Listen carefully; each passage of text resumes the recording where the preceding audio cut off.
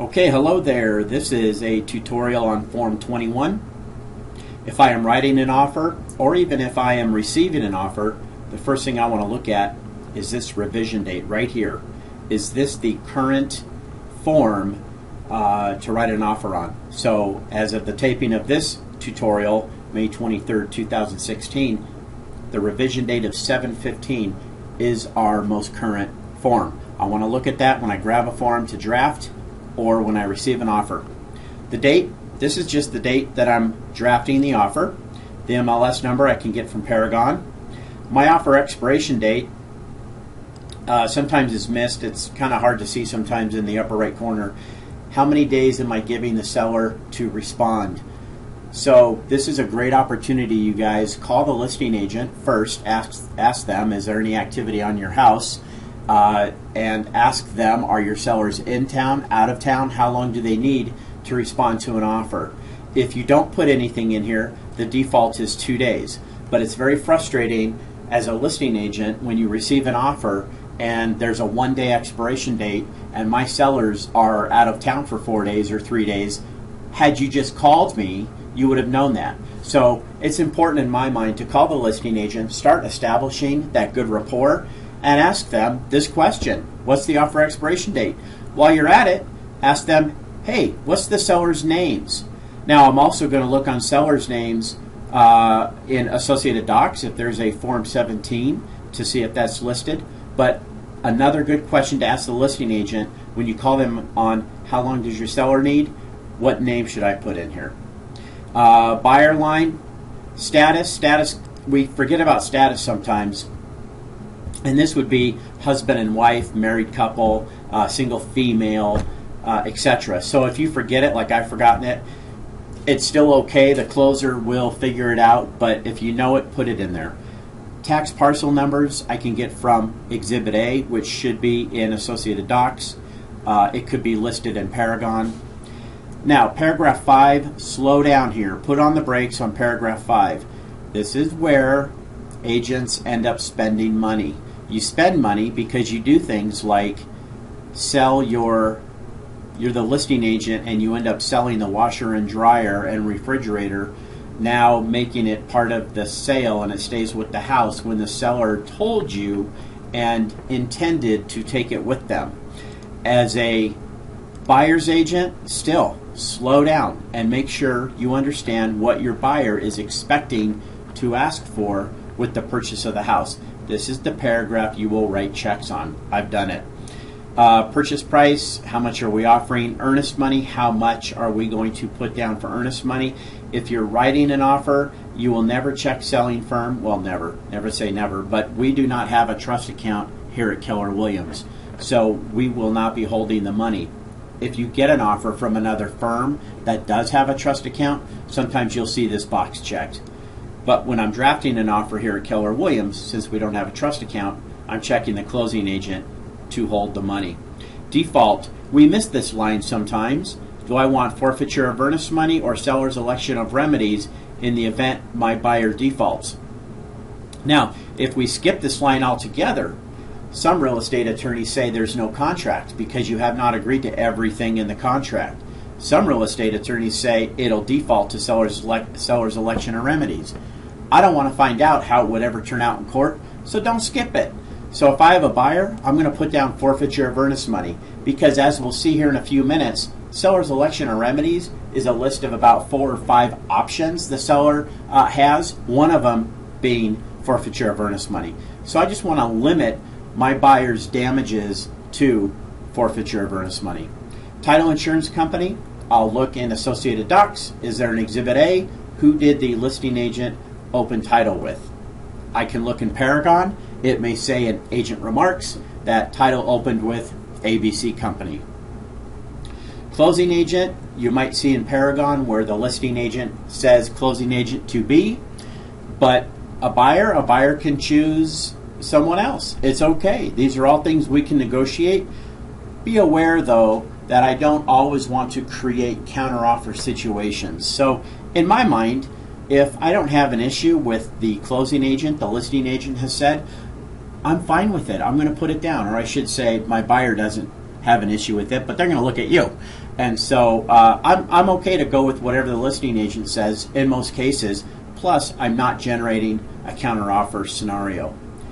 My closing date and possession date are here. Hey, possession date with regards to days, as we know or should know from computation of time, sometimes we count Saturday, Sunday, legal holidays. Sometimes we don't, depending on the number of days that we are considering. With regards to possession date, it's calendar days. So whether it's 3 days, 6 days, it doesn't matter. It's calendar days. I'm counting every day. Line 12, this is something we missed too.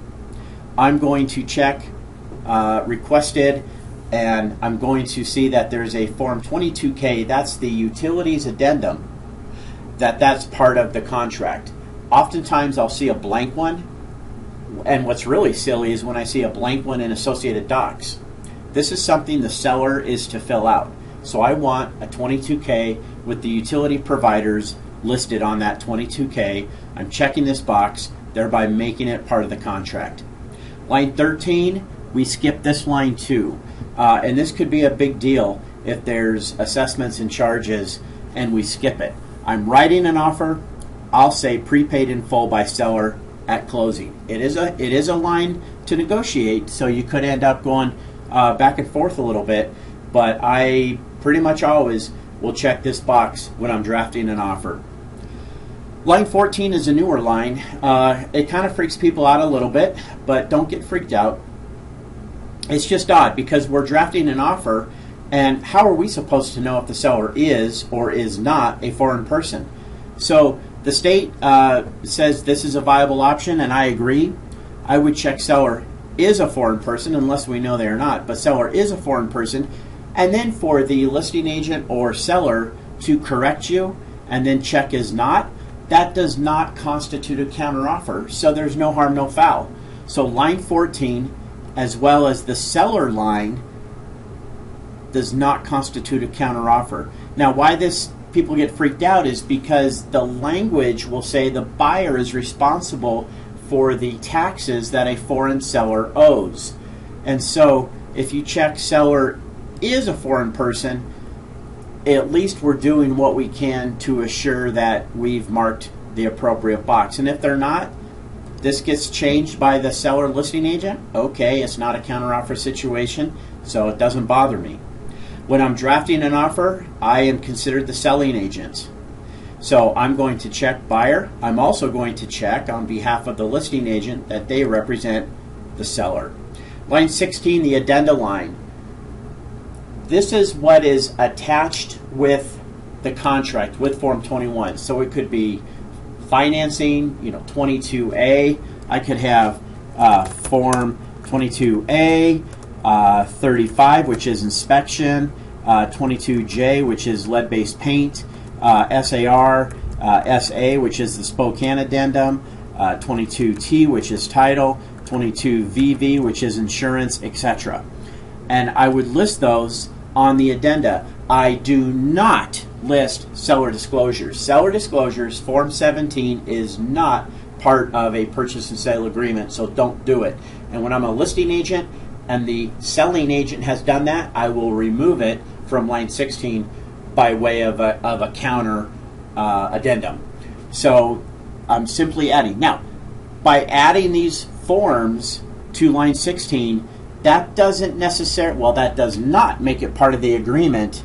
What makes it part of the agreement are the initials at the bottom of the addendum. So I could have those addendums all initialed by buyer and seller and have nothing listed here. It's still part of the agreement. This is just like the memo section in your checkbook. The intent of this paragraph and this line number 16 is to tell a third-party provider, hey, what comes with this contract? Okay, and then your signature lines. The closing agents are really getting on us to fill in the buyer and seller's address, city, and state. And then to constitute delivery, if you want to email it, you need to have, if I'm drafting an offer, I need to have my email address here, the broker's email address here, the listing firm's email address, and the listing broker's email address. So I'll have 4 email addresses here, And delivery will be when I email to both, not just to one, but to both. And selling broker, that's you. If you're drafting an offer, you fill in your license number here. Keller Williams license number is 51965. You'd fill that in here. And then now on Paragon, we are seeing the license number and firm license number. We would fill that in. If it ends up with the listing agent, you didn't have this information and they fill it in, that's okay. That doesn't constitute a counteroffer either. And our email address here at the firm is firmbroker@kwspokane.com. Firmbroker@kwspokane.com is Keller Williams firm email address. General provisions, a few things to point out. Paragraph A, or purchase price. Look at this sentence here. Buyer represents that buyer has sufficient funds to close and is not relying on any contingent source of funds, including funds from loans, sale of other property, gifts, retirement, etc. If there is money that your buyer needs and it's coming in the form of a gift, or I have to sell my Maserati to get money to close, you better disclose it, otherwise you'll be in default. Your included items paragraph is a great paragraph. If you're a listing agent, go through this with your seller.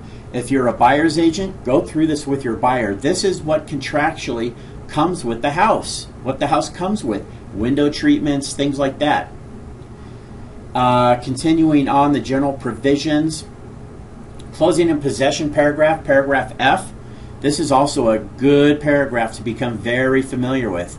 Things like we define closing here.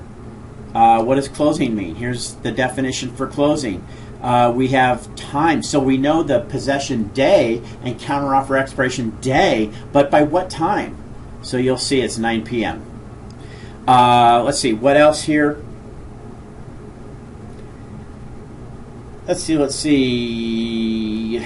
Computation of time is a very important paragraph. This is where we know if we are counting Saturday, Sunday, and legal holiday, or are we not counting Saturday, Sunday, or legal holiday. And when do we do that? Right here. Any specified period of 5 days or less. I'm just going to leave it there. Any specified period of 5 days or less shall not include Saturday, Sunday, or legal holiday. Read this paragraph, understand it, know it well. This will come into play with things like your inspection periods. And when we have 10 days, when we have 5 days, when we have 3 days, and if we don't understand how properly to calculate the computation of time, we can really end up in a bad situation when our buyer now has to buy the house and the seller doesn't have to do any repairs. Here's your definition of default and what can happen. So I always say, and I did say, forfeiture of earnest money. That's pretty easy. You're going to forfeit the earnest money. But if I choose seller's election or remedies, or if I leave it blank and the other side's attorney is one that believes it defaults to seller's election or remedies, there's a whole list of things. They can keep it. They can sue you for to specifically enforce this agreement, make you buy it. They can sue you for actual damages, or they can do whatever else they want that the law allows them to do. So I don't like seller's election or remedies when I'm representing a buyer. And this is the last page of the Form 21, but these are all your general provisions. If you have any questions, simply call me. I hope this has helped.